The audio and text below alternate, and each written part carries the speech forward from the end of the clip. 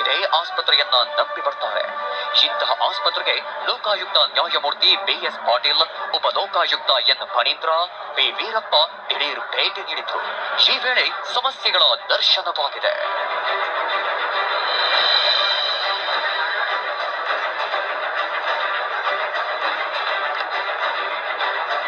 Upalokayukta N Phanindra ವಿಷ ಸೇವಿಸಿ ನೆರಳಾಡ್ತಿದ್ದ ರೋಗಿ ಸಂಬಂಧಿಕರನ್ನ ಮಾತಾಡಿಸಿದ್ರು. ಆಸ್ಪತ್ರೆಗೆ ಬಂದು ಗಂಟೆಗಳೇ ಕಳೆದ್ರು ಚಿಕಿತ್ಸೆ ನೀಡಿಲ್ಲ ಅಂತ ರೋಗಿ ಸಂಬಂಧಿಕರು ಹೇಳಿದ್ರು. ಕೂಡಲೇ ವೈದ್ಯಾಧಿಕಾರಿಗಳ ಕರೆಸಿ ತರಾಟೆ ತೆಗೆದುಕೊಂಡ್ರು. ಈಚೆ ಕಡೆ ಸುಮಾರು ಜನ ಪೇಷಂಟ್ಸ್ ಇದ್ರು. ಕೆಲವರು ಅಟೆಂಡ್ ಮಾಡ್ತಾ ಇದ್ರು, ಕೆಲವ್ರನ್ನ ಅಟೆಂಡ್ ಮಾಡಿದಿರಾ, ಅವ್ರನ್ನ ವಿಚಾರಿಸಿದ್ವಿ, ಯಾಕೆ ಈ ಥರ ನೀವು ಮಾಡ್ತಾ ಇದ್ದೀರಾ ಅಂತಂದು. ಸರ್, ನಮ್ಗೆ ICU ಫುಲ್ ಶಾರ್ಟೇಜ್ ಇದೆ, ಆಮೇಲೆ ಸ್ಟಾಫ್ ಇಲ್ಲ, ತುಂಬ ತೊಂದರೆ ನಮಗೂ ಇದೆ, ಆದರೂ ನಾವು ಆದಷ್ಟು ಕ್ರಮ ವಹಿಸಿ ಮಾಡ್ತಾ ಇದ್ದೀವಿ ಅಂತಂದ್ರು. ಮೆಡಿಸಿನ್ ಪೂರೈಕೆ ವಿಭಾಗಕ್ಕೂ ಲೋಕಾಯುಕ್ತ ಟೀಮ್ ತೆರಳಿತ್ತು. ಈ ವೇಳೆ ಅಗತ್ಯ ಔಷಧಿಗಳ ಅಭಾವ ಇರುವುದು ಗೊತ್ತಾಯಿತು. ಆಸ್ಪತ್ರೆಗೆ ನೀಡುವ ವಾರ್ಷಿಕ 60 ಕೋಟಿಗೂ ಅಧಿಕ ಅನುದಾನದಲ್ಲಿ ಈ ಬಾರಿ ಶೇಕಡ 40ರಷ್ಟು ಕಡಿತ ಮಾಡಿರುವುದು ಕಂಡು ಬಂತು. ದಿನ ಬಿಟ್ಟು ಬಿಡದಂತೆ ಕಾಡುವ ಎಲ್ಲಾ ಲಕ್ಷಣಗಳು ಗೋಚರಿಸಿವೆ.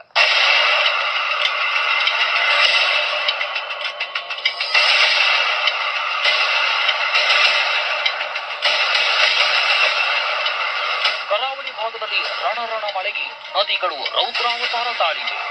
ಮಲೆನಾಡು ಭಾಗದಲ್ಲಿ ಗುಡ್ಡಗಳು ಜನರನ್ನ ನಡುಗಿಸುತ್ತಿವೆ. ಆದರೆ ಬೆಂಗಳೂರಲ್ಲಿ ಹೀಗೆ ಬಂದು ಹಾಗೆ ಮರೆಯಾಗ್ತಿರೋ ಮಳೆರಾಯ ಇವತ್ತು ದಿಢೀರ್ ದರ್ಶನ ನೀಡಿದ್ದಾನೆ.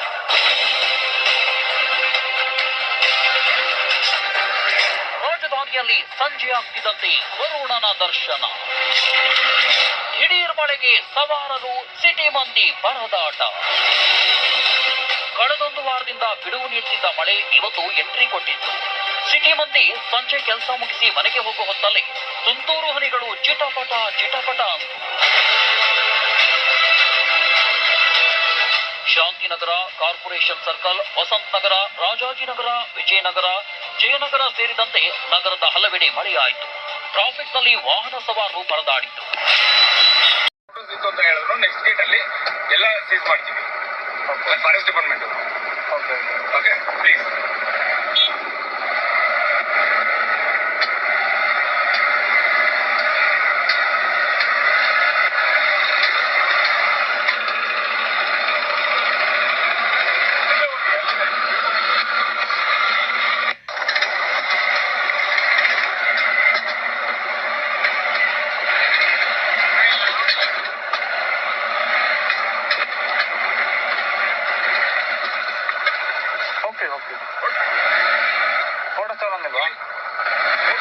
ಮೊಬೈಲ್ಗಳಲ್ಲಿ ಏನಾದರೂ ಒಂದು ಚೂರು ಫೋಟೋಸ್ ಇತ್ತು ಅಂತ ಹೇಳಿದ್ರು ನೆಕ್ಸ್ಟ್ ಗೇಟ್ ಅಲ್ಲಿ ಎಲ್ಲ ಸೀಸ್ ಮಾಡ್ತೀವಿ. Forest department. Okay please.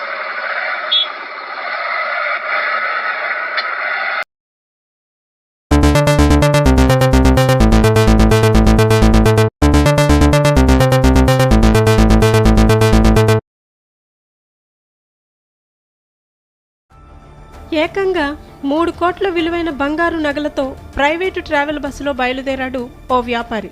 Bus భోజనం కోసం ఓ దాబా దగ్గర ఆగింది. అందరూ దిగారు. ఈ వ్యాపారి కూడా సిగరెట్ తాగుదామని కిందకు దిగాడు. తిరిగి బస్సు ఎక్కి చూసేసరికి ఆభరణాలున్న బ్యాగ్ మిస్. లబోదిబ్బోమంటూ పోలీసులను ఆశ్రయించాడు. సినీ ఫక్కీలో జరిగిన ఈ చోరీ ఘటన సంగారెడ్డి జిల్లా జహీరాబాద్ మండలం సత్వార్ వద్ద శుక్రవారం అర్ధరాత్రి చోటు చేసుకుంది. పోలీసులు తెలిపిన వివరాల ప్రకారం ప్రైవేటు ట్రావెల్ బస్సు హైదరాబాద్ నుంచి ముంబైకి బయలుదేరింది. అదే బస్సులో బంగారు నగల వ్యాపారి ఆశీష్ 4 కేజీల బంగారు నగలతో ముంబైకి వెళ్తున్నాడు. బస్సు అర్ధరాత్రి సత్వార్ వద్ద కోహినూర్ దాబా వద్ద ఆగింది. ప్రయాణికులందరూ దిగారు. సిగరెట్ తాగేందుకు ఆశీష్ కిందకి దిగాడు. తిరిగి బస్సు ఎక్కి చూస్తే ఆభరణాలున్న సంచి కనిపించకపోవడంతో లబోదిబ్బోమన్నాడు. దొంగలు ప్రయాణికుల్లా బస్సు ఎక్కడం, ఆ తర్వాత బ్యాగుతో వెళ్లటం దాబా వద్దనున్న సీసీటీవీ ఫుటేజీలో రికార్డైంది. దాదాపు 3 కోట్ల విలువైన నగలున్న బ్యాగ్ పోగొట్టుకున్న వ్యాపారి ఫిర్యాదు సమయంలో తడబాటుకు గురి కావడంపై పోలీసులు అనుమానం వ్యక్తం చేస్తున్నారు. 2 కిలోల ఆభరణాలు ఎత్తుకెళ్లారని ఒకసారి, మొత్తం బ్యాగ్నే ఎత్తుకెళ్లారని మరోసారి వ్యాపారి చెప్పినట్లు పోలీసులు తెలిపారు. ఆ నగలకు సంబంధించిన పూర్తి బిల్లు కావాలని కోరడంతో వ్యాపారి హైదరాబాద్ వెళ్లినట్లు తెలిపిన పోలీసులు ప్రస్తుతం ఫిర్యాదు నమోదు చేసుకుని కేసు దర్యాప్తు చేస్తున్నట్లు తెలిపారు.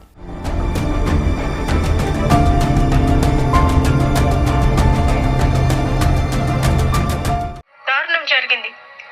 షాప్ లో ఉపయోగించే కత్తితో స్నేహితుడిపై దాడి చేసి చంపేశాడు ఓ వ్యక్తి. పోలీసుల కథనం ప్రకారం ప్రైవేటు పాఠశాలలో టీచర్ గా పనిచేసే వెంకటరమణ, బార్బర్ షాప్ లో పనిచేసే గణేష్ కలిసి ఒకే రూమ్ లో ఉంటున్నారు.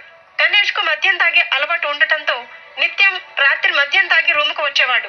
దీంతో తనకు నిద్రాభంగం అవుతోందని, తాగి రూముకు రావద్దని గణేష్ ను వెంకటరమణ పలుమార్లు హెచ్చరించాడు. అయినప్పటికీ అతడి తీరు మారలేదు. గత అర్ధరాత్రి మరోమారు తాగి రావడంతో ఇద్దరి మధ్య వాగ్వాదం జరిగింది. అది కాస్త ముదరటంతో కోపంతో ఊగిపోయిన గణేష్ సెలూన్ లో ఉపయోగించే కత్తితో వెంకటరమణను విచక్షణారహితంగా పొడిచాడు. తీవ్రంగా గాయపడిన వెంకటరమణ అక్కడికక్కడే మృతి చెందాడు. కేసు నమోదు చేసుకున్న పోలీసులు దర్యాప్తు చేపట్టారు. వెంకటరమణది కర్నూలు జిల్లా ఆలమూరని పోలీసులు తెలిపారు. అయితే ప్రేమ వ్యవహారమే హత్యకు కారణమై ఉండొచ్చని అనుమానాలు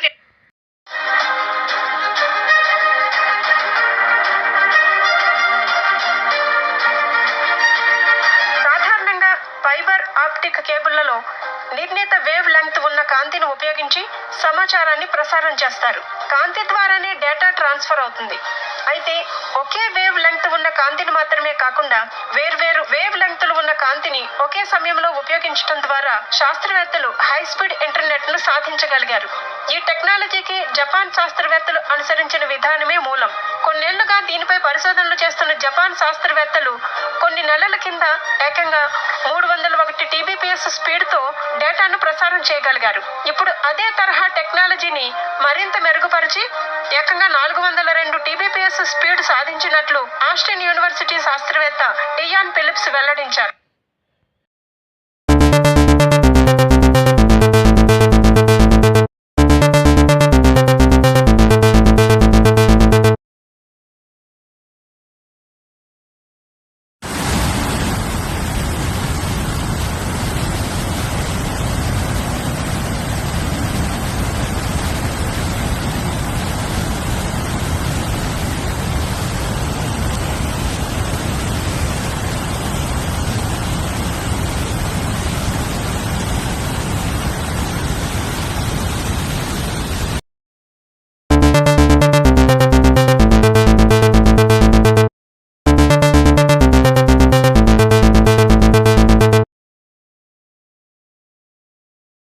వెల్కమ్ టు TV9 డిజిటల్. నేను లుంబిని బూచల.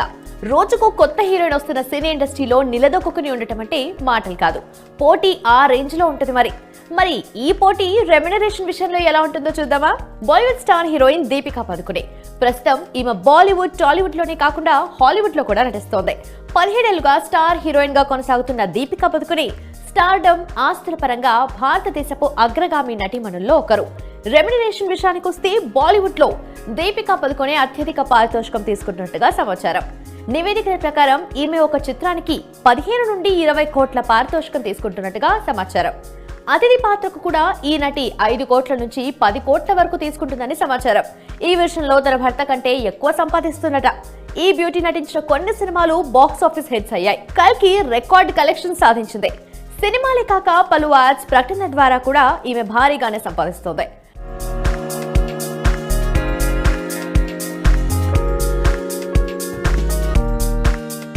అత్యధిక పారితోషికం అందుకున్న వారిలో దీపికా తర్వాతి స్థానంలో ఉంది అలియా భట్. అలియా ఓ చిత్రానికి 15 కోట్ల వరకు పారితోషికం అందుకుంటుందట.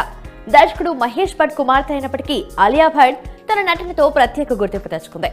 ఎట్ ప్రెజెంట్ రాహా ఆలనా పాలనలో బిజీగా ఉన్న ఈ బ్యూటీ తాజాగా హార్ట్ ఆఫ్ స్టోన్ అనే హాలీవుడ్ సినిమాలో యాక్ట్ చేస్తుంది.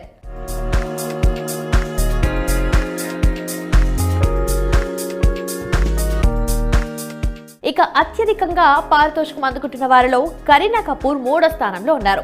ఈమె ఒక్కో సినిమాకు 8 నుండి 11 కోట్లు అందుకుంటుంది. ప్రస్తుతం ఈమె లేడీ ఓరియంటెడ్ సినిమాలు చేస్తూ బిజీగా ఉంది.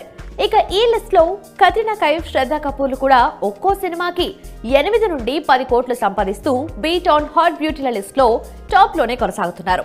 కృతి సెనన్, కియారా అద్వానీ, కంగనా రనౌత్, తాప్సీ పన్ను కూడా కాస్త గట్టిగానే రెమ్యునరేషన్ వర్కౌట్ చేసుకుంటూ ఎండోర్స్మెంట్ పేరుతో 2 చేతుల సంపాదిస్తున్నారు. మరి తెలుగు ఫిలిం ఇండస్ట్రీలో హీరోయిన్స్ రెమ్యునరేషన్ అంతా ఓ లుక్కేద్దామా?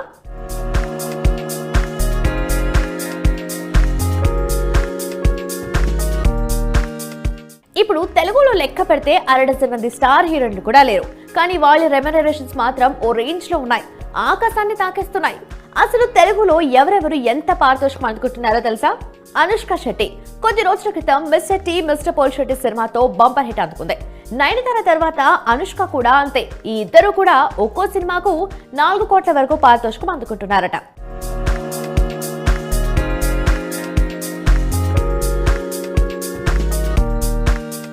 సమంత కూడా రెమ్యునరేషన్ విషయంలో అస్సలు తగ్గనంటుంది. ప్రస్తుతం ఈమె రెమ్యునరేషన్ 3 కోట్ల వరకు తీసుకుంటున్నట్టుగా ప్రచారం జరుగుతుంది. రీసెంట్ గా తాను నటిస్తున్న సిటాడెల్ వెబ్ సిరీస్ లోనూ దిమ్మ తిరిగే రేంజ్ లో రెమ్యునరేషన్ తీసుకుంటుందని తెలుస్తుంది.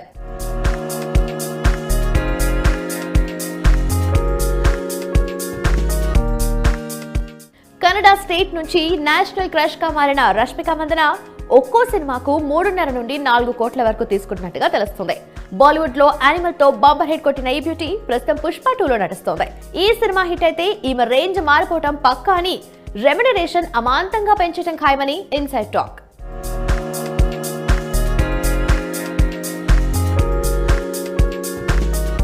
సినిమాలు, వెబ్ సిరీస్లు, ఐటమ్ సాంగ్స్ అంటూ ఎదురొచ్చిన ప్రాజెక్ట్ చేసుకుంటూ పోతున్న తమన్నా కూడా రెమ్యునరేషన్ విషయంలో ఏమాత్రం తగ్గటం లేదు. ఒక్కో సినిమాకు 2 కోట్ల చొప్పున తీసుకుంటున్నట్టుగా రిపోర్ట్. అంతేకాదు ఐటమ్ సాంగ్ కి కూడా కోటి లేనిదే నో చెప్తోంది ఈ బ్యూటీ. ఇలా సినిమాల కంటే ఐటమ్ సాంగ్స్ తోనే ఎక్కువగా కమాయిస్తుంది. రీసెంట్ గా రిలీజ్ అయిన హారర్ కామెడీ ఫిల్మ్స్ 3లోనూ ఓ మంచి ఐటమ్ సాంగ్ చేసి ఇప్పుడు త్రూ అవుట్ ఇండియా వైరల్ అవుతుంది.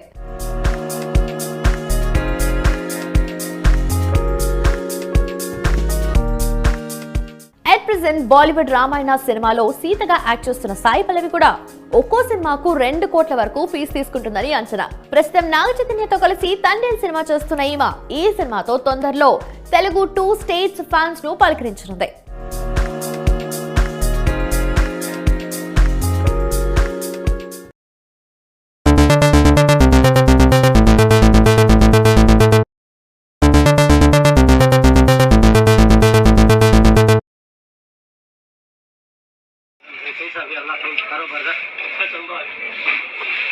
पुराने कस्टमर थे हमें तुम्हारे और अनेक टैंको से खरीद तुम्हारे पास अल्लाह का फजल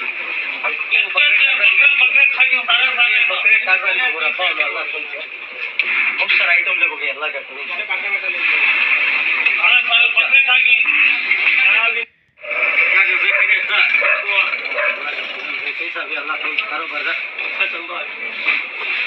पुराने कस्टमर थे हमें तुम्हारे और अनेक टैंको से खरीद तुम्हारे पास अल्लाह का फजल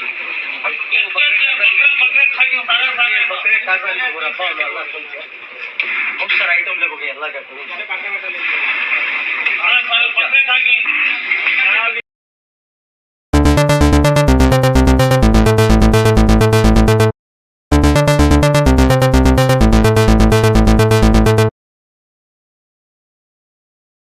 ಅಂತ ಹೇಳಿದ್ರು ನೆಕ್ಸ್ಟ್ ಗೇಟ್ ಅಲ್ಲಿ ಎಲ್ಲ ಸೀಸ್ ಮಾಡ್ತೀವಿ ಫಾರೆಸ್ಟ್ ಡಿಪಾರ್ಟ್ಮೆಂಟ್.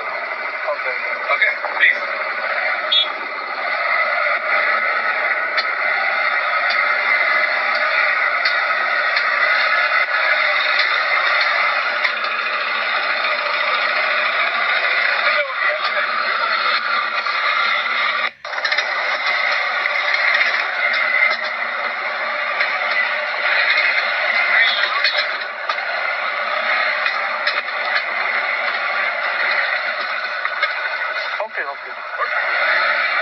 ಫೋಟೋಸ್ ತಗೊಂಡಿಲ್ವಾ? ಫೋಟೋಸ್ ಅಲ್ಲ, ನಿಮ್ಮ ಮೊಬೈಲ್ಗಳಲ್ಲಿ ಏನಾದರೂ ಒಂದು ಚೂರು ಫೋಟೋಸ್ ಇತ್ತು ಅಂತ ಹೇಳಿದ್ರು ನೆಕ್ಸ್ಟ್ ಗೇಟ್ ಅಲ್ಲಿ ಎಲ್ಲ ಸೀಸ್ ಮಾಡ್ತೀವಿ ಫಾರೆಸ್ಟ್ ಡಿಪಾರ್ಟ್ಮೆಂಟ್. Okay please.